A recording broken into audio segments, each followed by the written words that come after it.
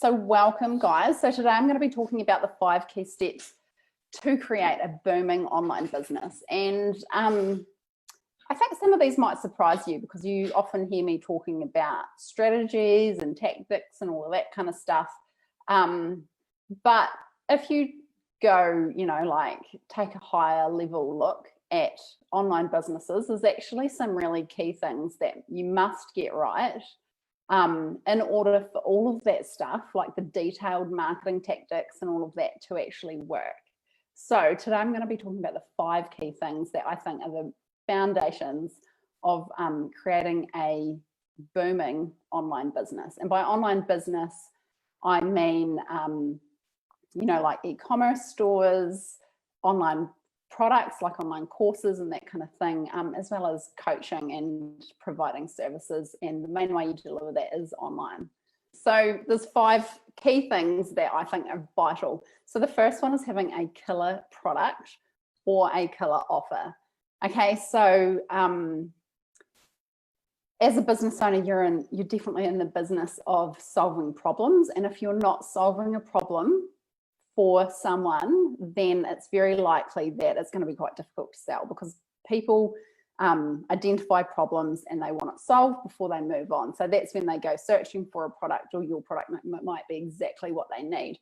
A good example of that is those, when everyone was on lockdown here, I saw a lot of ads coming up for at-home exercise kits, and from gyms who had to close. So that's, people making the most of the times.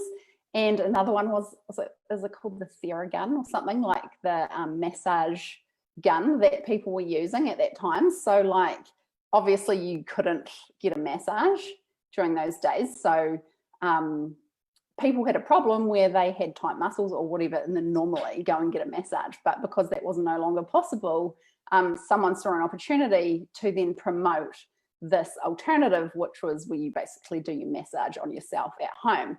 So those are really good examples of killer products that fit the need and solve a problem. Okay. So, when anyone wants to buy a product, they want you to, they want to go from where they are now to where they want to be. And what's the bridge that's going to take them there? And if that is your product or service, then you are off to a really good start. Because if you have a product that is just like a nice to have, or no one really has a need for it, everything you do in your business in terms of marketing is going to be hard. It's going to be much harder than if there's a genuine need for your product. And it sounds really obvious, right? But a lot of people spend years and years and years trying to sell a product that no one wants, and they blame their marketing and all of that kind of thing. And then when you dig into the data and all of that, everything is fine. It's just that there's no demand. So it can make or break a business. So this is really important.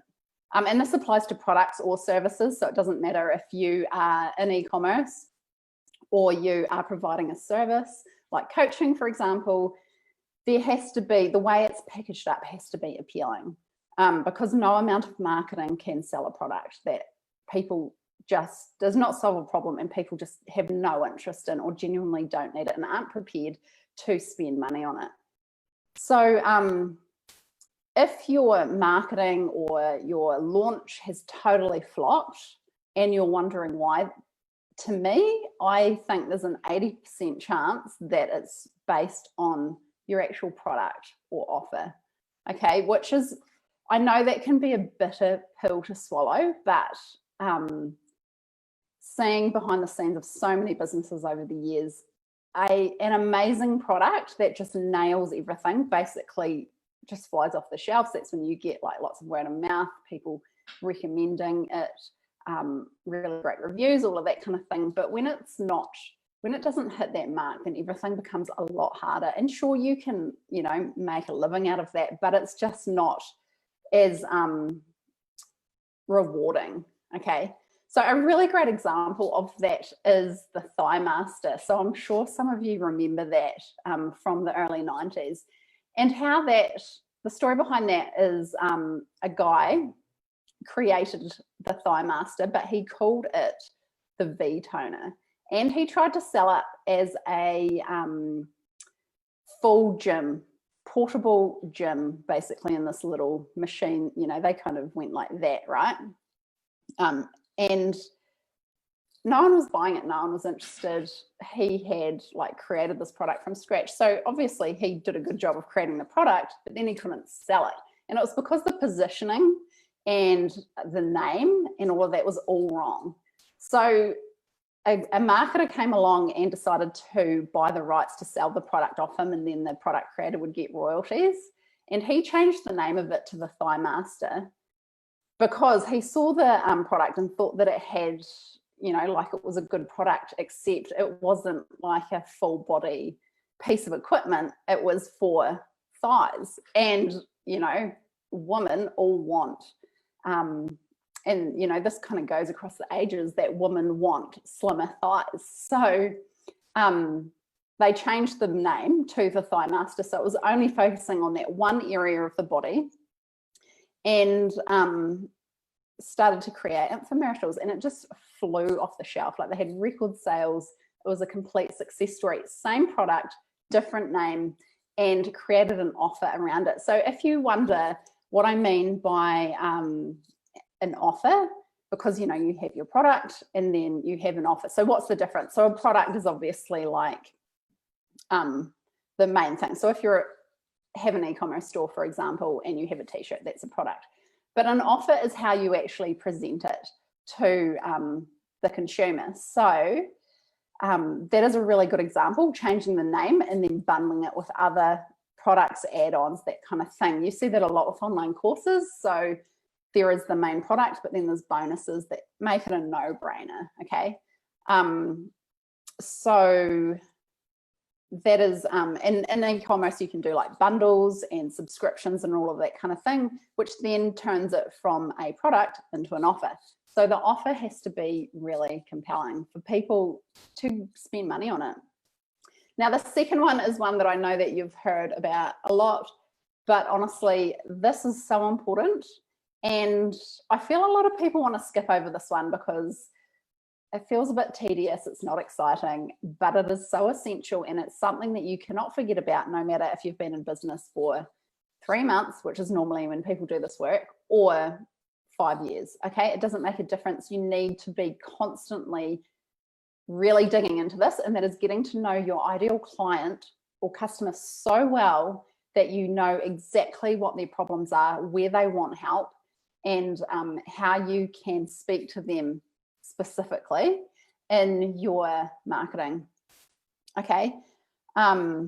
Because we know that people are looking for a solution to their problems. So you need to know what their problems is.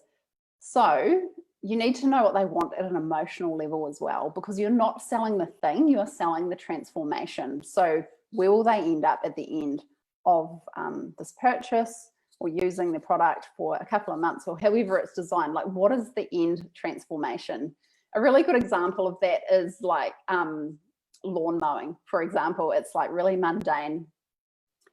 People need their lawns mowed, right? But what is the actual end transformation? It's getting your time back and knowing that you can sit back and look outside and everything looks all manicured and you didn't have to lift a finger to do it.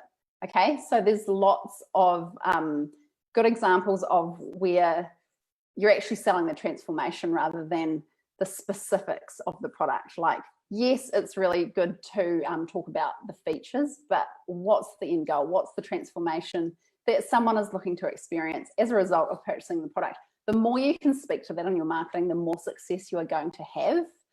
And sometimes when you have multiple products, you'll have more than one ideal client. So it's important to always be doing research and getting to know that person as much as you can, especially if you are launching a product that is perhaps talking to someone that you haven't really served in the past. So how do you do this? You talk to them. There's nothing better than getting on a Zoom call with someone that is your exact perfect client and really digging into what makes them tick, what they're looking for, where they feel like they're really, where they need help, where they would like to be, what are the barriers to getting there, that kind of thing. I find interviews actually way more effective than any other strategy when it comes to really getting to know your ideal client. If you do them on Zoom, you can record them and go back to them later. Really, really handy to have. Also, you can take note of comments on Facebook. It could be even on your personal profile. If you're, you can just see what other people are writing in comments and stuff like that.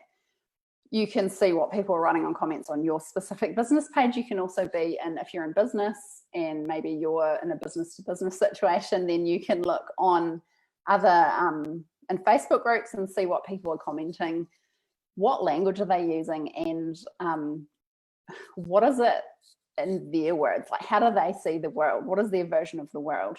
And it's really important that you take note of the language that they use. You can also do polls, okay? So Insta Stories obviously has a poll feature. You can do them on Facebook groups. You can do them on Facebook pages, although I've heard there's a few techie issues with them for some people lately.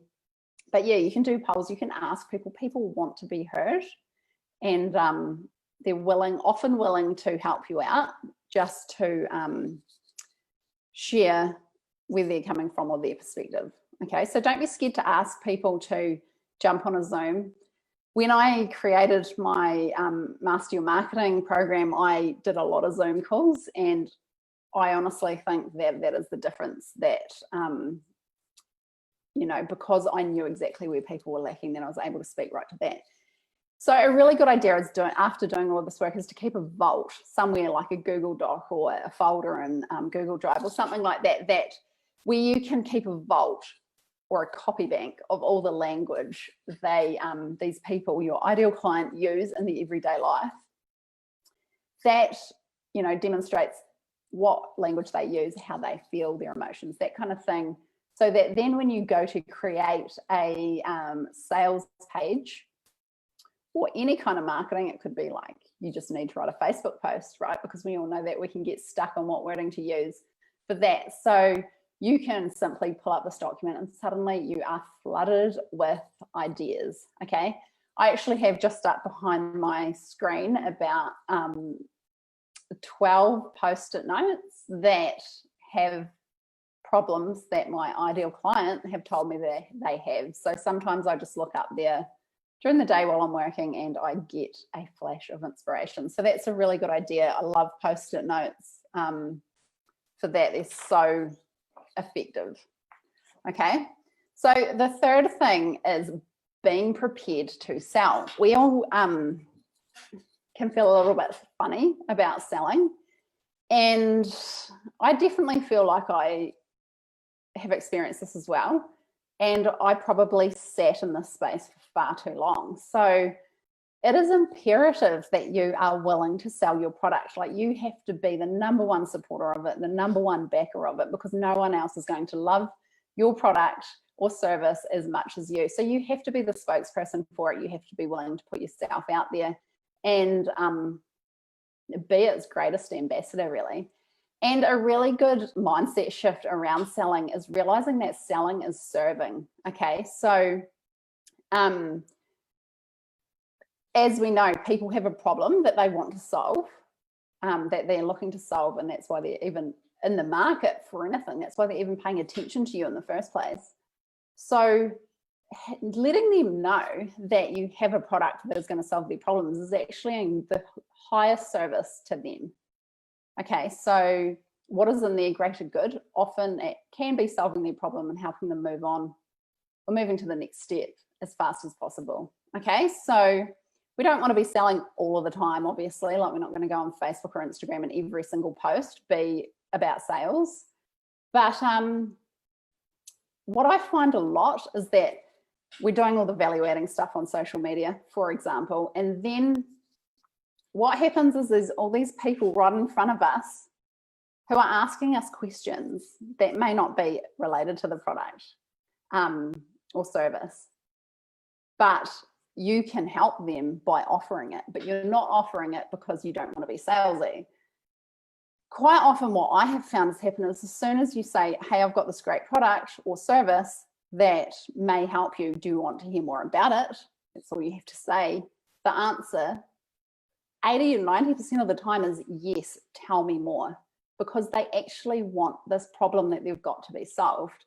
So basically it's a matter of getting over yourself and getting over your fears of appearing salesy and just letting people know. And if you're just starting out, that can be letting your family and friends know, because even though they might not need it,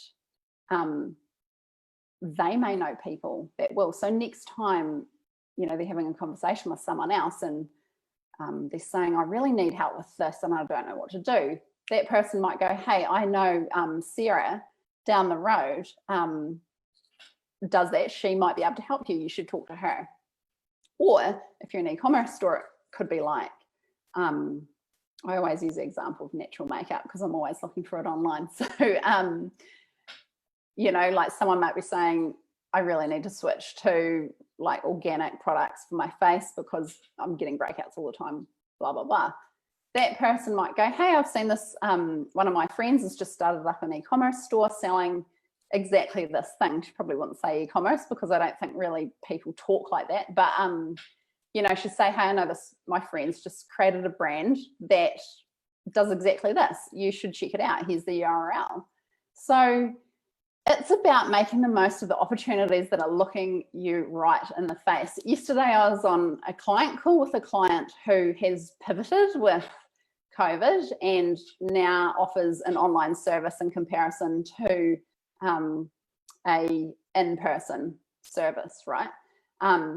And she said to me that I'm getting phone calls every day for my old service and I'm turning them away. And I was like, hold on, you've got people ringing you every single day asking to work with you and you're turning them to the competition.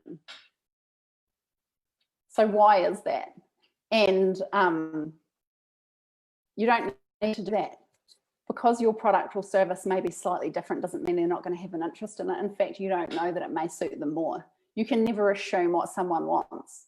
So you just have to be prepared to put it on the table and then let them make the decision, okay? So being prepared to sell, especially when you're starting, can, you know, and you don't have much of an audience, make use of those opportunities that you've got, okay? So the fourth thing to creating a really successful online business is scheduling in promos or launches of your product, service, offers, whatever it is, okay? So if you don't schedule it in, you will avoid it and it will never happen, okay? So the sooner you get over the fact of not enjoying launches, the faster your business is really going to start growing and you're going to start making a really good amount of money from it. Okay, so the thing with launches is that they not only grow your revenue because, again, you're selling, you're making people aware of what you have to offer, and they also grow your audience at the same time. So if you have no email list or you don't have much of a following on social media or anything like that, then I suggest starting with doing some launches, and you may have to use like Facebook ads to get some visibility if you have zero audience to start with. But that is going to kickstart that whole cycle where people are signing up to your email list, people are actually starting to follow you on social media. So launching can be a really, really, really good way of actually growing your audience if you're starting from scratch. And even if you're not starting from scratch and you've still got quite a small audience, then I recommend definitely scheduling and launches maybe for the next quarter of the year and then reassessing and seeing how that goes for you, because successful business owners know what they're doing. They have a plan, and they know when their promotional periods are. They know when they're in pre-launch phase, all of that kind of thing. They know when they're building the know, like, and trust factor and when they're selling. Okay, so you need to know that stuff in advance. If you're doing it on a whim, it's going to actually feel quite hard on yourself. You'll feel like you're under a lot of pressure and you're just like flying by the seat of your pants, but it doesn't have to be like that and it doesn't have to be complicated. But one thing I will say is if you have like an online digital product, then I definitely recommend building urgency into your launches. So if it's available all the time, it's going to be a lot harder to convince people that they have to buy it now. So for example, you know, like people have money that they have to spend, right? And if you have a product that they actually want, but they know that they can get it tomorrow or they can get it in a month from now, why wouldn't they just get it in a month from now? So adding a layer of urgency in, like limited spots, or you know, like the product is only available until this date, then there is an incentive to buy sooner rather than later. And again, this is in the highest service to the customer, because if they genuinely have a problem that needs to be solved, the faster you can get that to them, whatever the solution is, the faster they can move on. Okay, so scheduling in promos and launches is vital, and this is above and beyond just the typical posting on social media, which I feel a lot of us get really stuck in, and that by itself is not going to skyrocket your business. Okay, so the fifth thing, which is the final one of creating a booming online business, is managing your mindset. And this is massive. And these 5 things don't go in order, as you may have gathered. They are things that can all work together all at the same time. Okay, so mindset issues will come up at every stage of your journey, even if you're super successful. And then you up level, the mindset stuff's going to come up, like that, you know, that saying, new level, new devil, is definitely true. You know, when you go to a really higher revenue bracket, a lot of people will be kind of unable to believe that they've achieved this and self-sabotage. And it sounds so not what logical sense tells us to do, but the fact is it happens to everyone. I believe that mindset is such a big part of business.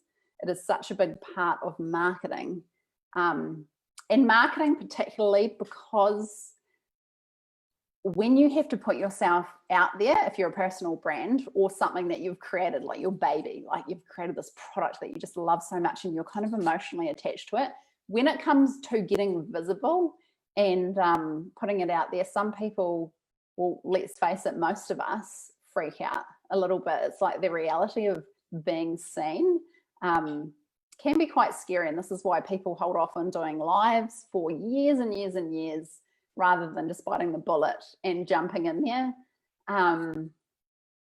There's so much in the mindset bracket, and how do I know this? Is because I've experienced this myself in many different ways at every stage of my business. I've kind of had 2 iterations of my online business, first as an agency owner and now as a coach.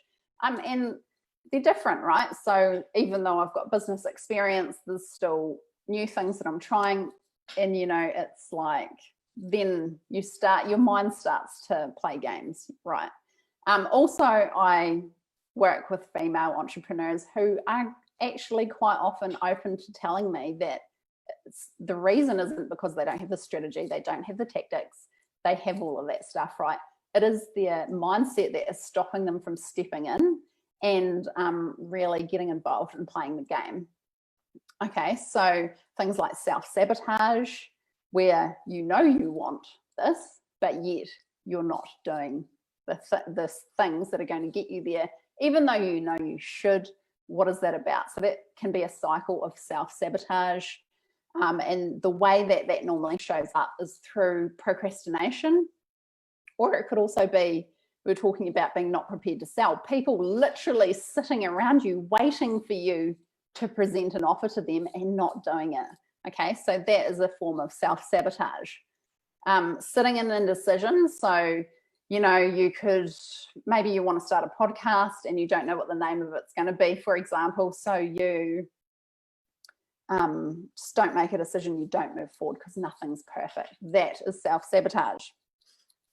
So very, very, very common. And the faster that you can become aware of this, the faster you can move through it and come out the other side.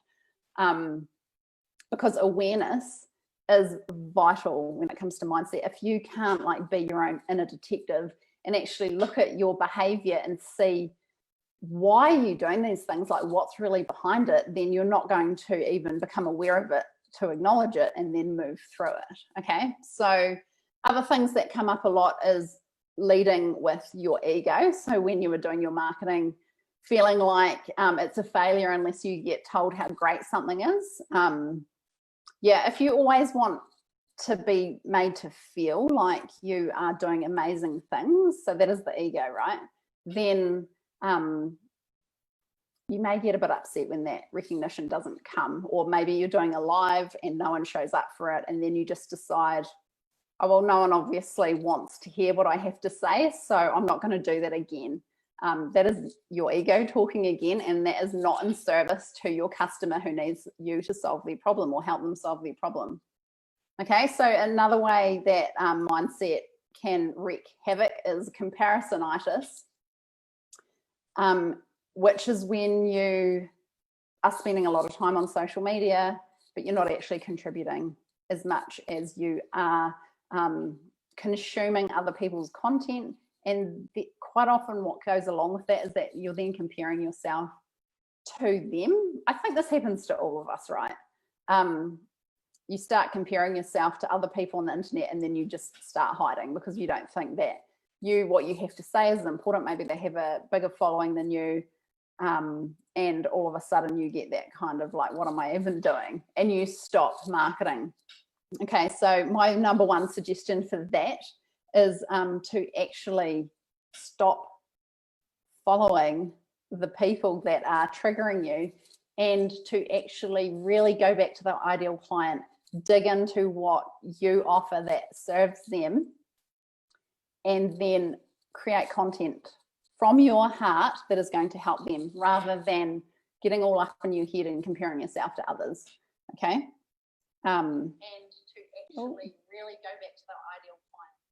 Oh, Amanda, hi, I just saw your comments.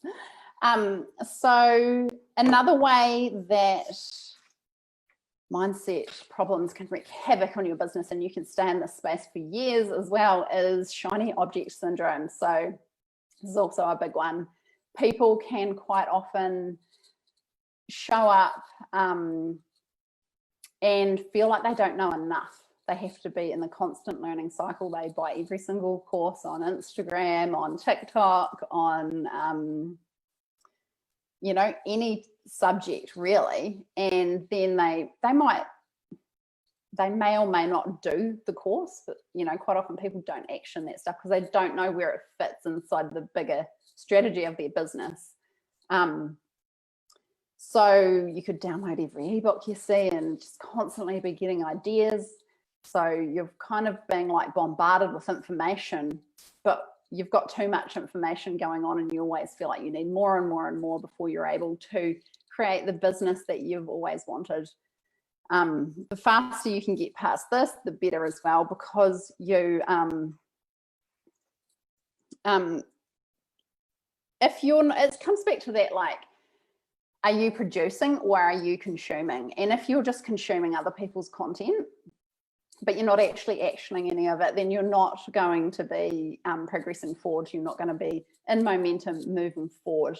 Instead, you're kind of stuck in that cycle of not being enough, but you are enough. And the best thing you can do is start taking small steps of action like today, rather than thinking it's got to be perfect. I've got to follow this strategy to the letter, or this tactic, and then everything's going to be a success, because it doesn't work like that. So with all of these mindset things that I've spoken about, I feel like all of us experience all of these at some stage. We could experience them all in one day even. But the important thing with the mindset stuff is that it can really make or break your business. Definitely. Like, I stand by that statement. Like, the work that I've done with women who are growing online businesses, the mindset stuff is the stuff that needs to be cleared and worked through as soon as possible. As I said before, awareness of just like knowing what you're feeling and experiencing and why you're holding back, and really digging into that and asking yourself what is holding you back truthfully. The faster you can become aware of that and then move through it, the faster that you are going to get to that point where you can go up to the new level. And then once you hit that new level, you may find that you have other mindset issues that come up that maybe you haven't experienced before, because suddenly you've got the mindset that has to do with success, right? Like, oh my God, this thing actually is working. How do I deal with this? Where sometimes can be so stuck in the like battler complex that actually things being a success and, if you're making lots of money, it's suddenly like, whoa, maybe I didn't expect this, even though I wanted it. And then you have a whole new level of mindset things that you need to become aware of and then move through. Okay, so there is techniques and tools that you can use to move through and clear this mindset stuff, often in one day. And I actually do include that in my coaching for anyone that is interested in that, because yes, I can teach you tactics and strategies all day, and they are also essential. But if you're stuck on the mindset stuff, then no amount of marketing know-how is actually going to get you out of that. Okay, so, and the other thing is that if you don't acknowledge the mindset stuff, you can actually stay in a plateau for years. And that's quite sad. I think that's quite sad, that you can, be in that situation where you're not growing because of something that can actually easily be solved with awareness, a change of perspective, and maybe some clearing around of that stuff. So I've covered the 5 things. So number 1 is having a killer product or offer. Number 2 is knowing your ideal client extremely well. Number 3 is being prepared to sell.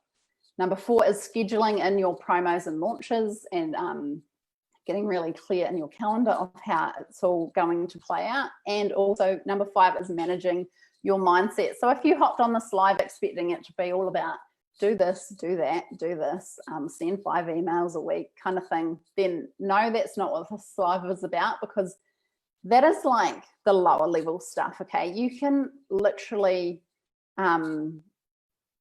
do not so much in the marketing space, or you could just not follow everything to the letter. But if you have an amazing product that people want to buy, and you know your ideal client so well, and you have amazing messaging that really connects with people, you can have so much success without really digging into the marketing so much. And then the brilliant thing that happens with that is when then you do layer on all of the strategies and tactics, then you just fly. Okay, so it makes it a lot easier to sell your product when you have that stuff nailed. So that to me is the most important. I definitely love the concept of being like the whole mindset. I call it the marketing mindset. So in marketing, this stuff comes up so much because we are putting ourselves out there in a public forum. And that's a big thing for a lot of us, okay? So we've never been in a situation, a lot of us, before going online where we would like go on a live video or something like that.